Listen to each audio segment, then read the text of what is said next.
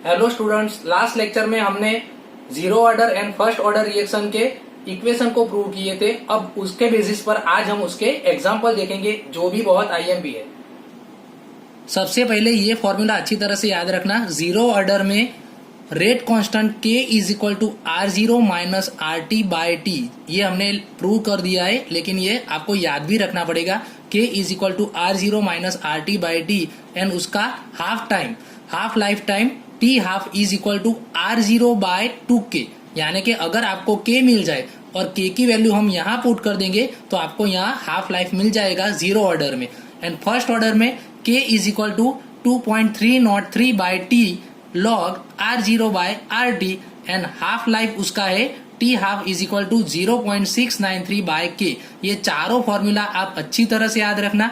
अब example 4.3, calculate the overall order of a reaction which has the rate expression. यहाँ rate expression आपको किया है एंड इसका ओवरऑल ऑर्डर किसको बोलते हैं? तो उसके रिएक्टेंट के ऊपर जो ऑर्डर होता है, ये जो ऑर्डर है एंड ये जो ऑर्डर है, उन दोनों का हम सम ले लेंगे तो हमारा आंसर मिल जाएगा 1/2 एंड 3/2। ये दोनों का एलसीएम ले ले तो एलसीएम तो 2 आएगा, 1 + 3 यानी 4/2।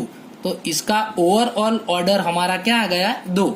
यहाँ ऊपर है 3/2 एंड -1, तो 3/2 -1, तो यहाँ एलसीएम 2 आएगा, तो 2 से यहाँ मल्टीप्लाई करना पड़ेगा। 3 - 2 डिवाइडेड 2, 3 - 2 यानी 1, तो 1/2 ये हमारा आंसर आ गया। Identify the reaction order from each of the following rate constant. ये रेट कांस्टेंट के दे दिया है, उसके ऊपर से हमको ये कौन से ऑर्डर की रिएक्शन है वो फाइंड करनी है। एग्जाम्पल 4.3 एंड 4.4 दोनों एसक्यू एमसीक्यू में आते हैं, ये बड़े एग्जाम्पल में नहीं आते।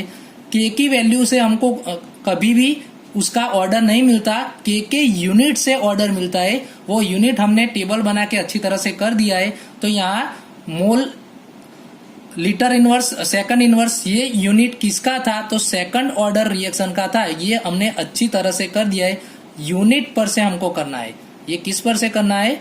यूनिट पर से। Litre, mole inverse, second inverse, ये सेकंड ऑर्डर में यूनिट था। टाइम इनवर्स यूनिट किस में था? टाइम इनवर्स, यानी कि सेकंड इनवर्स, मिनट इनवर्स। ये मैंने एक एग्जांपल आपको करवाया भी था। तो सेकंड इनवर्स यहाँ दिया है, तो सेकंड इनवर्स यानी time inverse first order reaction का यूनिट था। तो के की वैल्यू से कभी आपको ऑर्डर नहीं मिलता। ऑर्डर फाइंड करने के लिए हमको पीछे जो यूनिट दिया होगा वो यूनिट पर से हमको वो कौन से ऑर्डर की रिएक्शन है वो पता चल जाएगा। The initial concentration of N2O5 in the following first order reaction. यहाँ हमको लिखा है कि कौन से ऑर्डर की रिएक्शन है, तो फर्स्ट ऑर्डर रिएक्शन है। अब ये N2O5 gas gives 2NO2 gas plus half O2 gas was 1.24 multiply 10⁻⁻² mole litre inverse. ये हमारा क्या दे दिया है? फर्स्ट ऑर्डर रिएक्शन का इनिशियल कॉन्सेंट्रेशन ये हमको दे दिए, यानी कि R0 दे दिया है। टेम्परेचर तो सिर्फ हमको कुछ काम नहीं आएगा, वो सिर्फ यहाँ दिया है कि कौन से टेम्परेचर पे ये रिएक्शन हुई है। The concentration of N2O5 after 60 minutes, यानी टाइम T दे दिया है, वॉज 0.2 मल्टीप्लाई 10⁻²। तो ये हमको RT दे दिया है, R0 दे दिया है, RT T टाइम पे कॉन्सेंट्रेशन दे दिए एंड हमको टाइम T भी दे दिया है। तो हम कांस्टेंट इजीली फाइंड कर सकते हैं कि नहीं? सबसे पहले हमको उसका फॉर्मूला पता होना चाहिए। K is equal to 2.303 by T log R0 bye RT। तो यहाँ टाइम T कितनी मिनट था? 60 मिनट, तो नीचे 60 आएगा। log initial concentration 1.24 multiply 10⁻² and last वाली कॉन्सेंट्रेशन थी 0.20 मल्टीप्लाई 10⁻²। दोनों कॉन्सेंट्रेशन के यूनिट तो कट हो जाएंगे, 10⁻² भी कट हो जाएगा। इसको जो डिवाइड करेगा वो आंसर आएगा 6.2। log 6.2 वो देखकर, कैलसी से वो देखकर इसको इससे मल्टीप्लाई करेंगे। अब के का यूनिट कौन सा आएगा? तो नीचे जो टाइम का यूनिट होगा वो टाइम का यूनिट ऊपर जाएगा, तो टाइम का जो यूनिट होगा वो इनवर्स वाला के का यूनिट आएगा। टाइम मिनट में था तो के का यूनिट कौन सा आएगा? Minute inverse. Example 4.6, the following data were obtained during the first order thermal decomposition of N2O5 gas at constant volume। यानी यहाँ भी एक फर्स्ट ऑर्डर रिएक्शन दे दी है। 2 N2O5 gas gives 2 N2O4 plus O2 gas. अब यहाँ आपको अलग अलग टाइम पर, टाइम स्टार्टिंग टाइम पर एंड 100 सेकंड के बाद टाइम पर सेकंड दिया है, यहाँ कौन सी यूनिट में टाइम दिया है, सेकंड। तो 100 सेकंड के बाद यहाँ प्रेशर में क्या चेंज होता है वो यहाँ दिया है। तो इसको तो हम 0.5 है, इसको तो हम R0 बोल सकते हैं।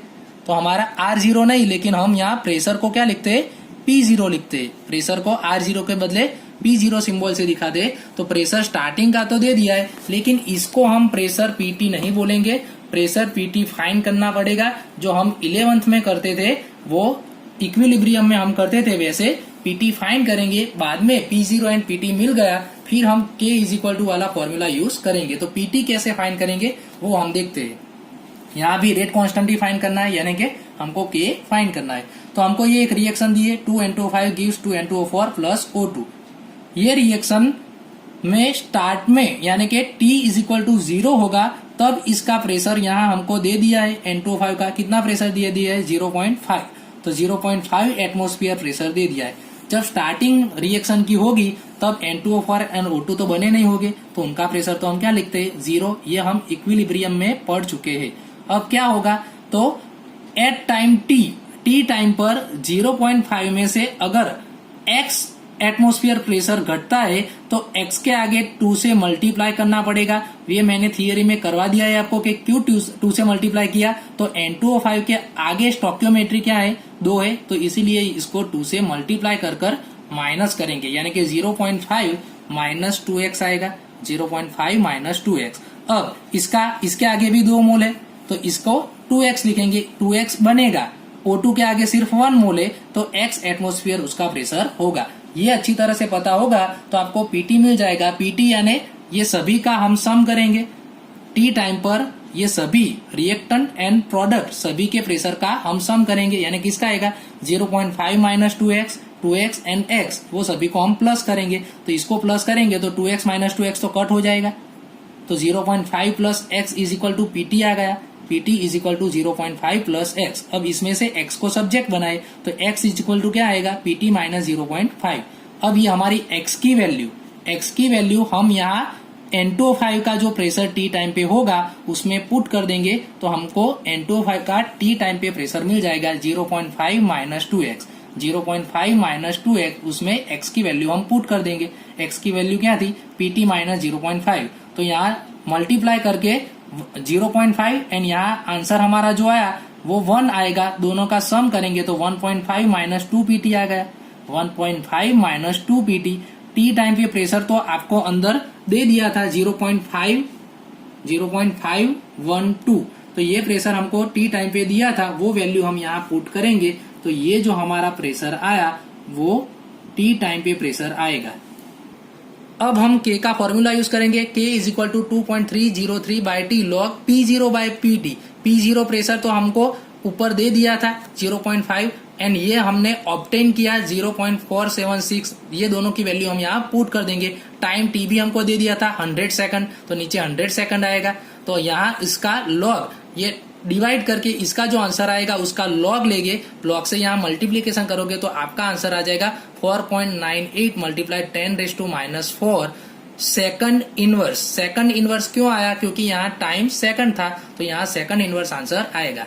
Example 4.7, a first order reaction is found to have a rate constant, यानी हमारा K दे दिया है, यहाँ K की वैल्यू तो दे दी है। तो हाफ लाइफ इजीली हम फाइंड कर सकते हैं। Half life T half is equal to 0.693 by K। तो 0.693 बाय K की वैल्यू यहाँ पुट करेंगे। 10⁻⁴ ऊपर जाएगा, 10⁻⁴ ऊपर जाएगा एंड ये दोनों का डिवाइड करेंगे तो हमारा आंसर मिल जाएगा। अब इसका यूनिट कौन सा आएगा, तो ये टाइम ही है ना। तो टाइम का यूनिट जो K का यूनिट सेकंड इनवर्स था, तो टाइम का यूनिट क्या आएगा, सेकंड आएगा।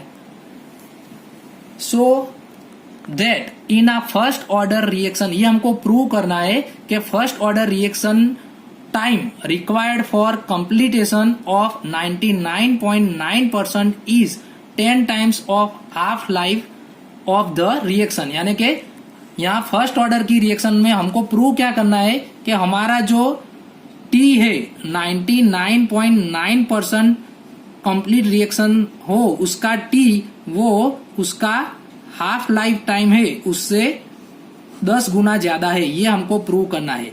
ये प्रूव करना है t 99.9% is equal to 10 multiply half life, ये हमको प्रूव करना है। तो सबसे पहले ऐसे परसेंटेज वाले कोई भी एग्जांपल आए तो आपको क्या करना है, R0 100 सपोज कर लेना है कि R0 100 है। परसेंटेज वाले कोई भी एग्जांपल आए तो R0 100 सपोज कर लेना है। अब RT क्या होगा, तो ये 99.9% तो कंप्लीट हो गई है, तो बाकी कितनी बची, तो 100 में से ये हम क्या कर देंगे माइनस, यानी कि 100 में से 99.9 माइनस करेंगे तो ये हमारा RT मिलेगा। ये अच्छी तरह से करना, बुक में ऐसे नहीं दिखाया है, ये अलग मेथड से हम कर रहे हैं। R0 हम 100 ले लेंगे, RT 100 में से ये हम माइनस कर देंगे तो वो हम RT लेंगे। अब K का फॉर्मूला लिखेंगे, K is equal to 2.303 by T log R0 bye RT, तो 2.303 बाई टी लॉग, अब ऊपर 100 आएगा नीचे 0.1, तो 0.1 का हम सिंपल यूनिट में लिखे तो ऊपर 10 जाएगा, तो 10 जाएगा तो 100 मल्टीप्लाई 10 यानी कि 10⁻³ होगा। अब 10⁻³ का लॉग लेंगे और वो लॉग जो आएगा वो 3 आएगा, क्योंकि 10 बेस 10 तो 1 होगा, तो ये 3 आएगा। 3 मल्टीप्लाई 2.303 उसको मल्टीप्लीकेशन करेंगे तो हमारा आंसर आएगा 6.909 बाय K। ये हमारा क्या मिल गया, T मिल गया। अब half life of the reaction T half is equal to formula हमको मालूम है 0.693 बाय K, 0.693 बाय K। अब ये दोनों को हम डिवाइड करेंगे, ये दोनों को हम डिवाइड करें T and T half, T and T half को डिवाइड करेंगे तो T की वैल्यू क्या थी 6.909 बाय K। अब ये वैल्यू लिखेंगे तो K ऊपर जाएगा एंड 0.693 नीचे आएगा, K कट हो जाएगा। ये दोनों को हम डिवाइड करेंगे तो हमारा आंसर मिलेगा 10। अब T हाफ है वो मल्टीप्लीकेशन में जाएगा, T हाफ मल्टीप्लीकेशन में लाए तो T इज इक्वल टू क्या मिल जाएगा 10 मल्टीप्लाई T हाफ, तो ये हमारा प्रूव हो गया।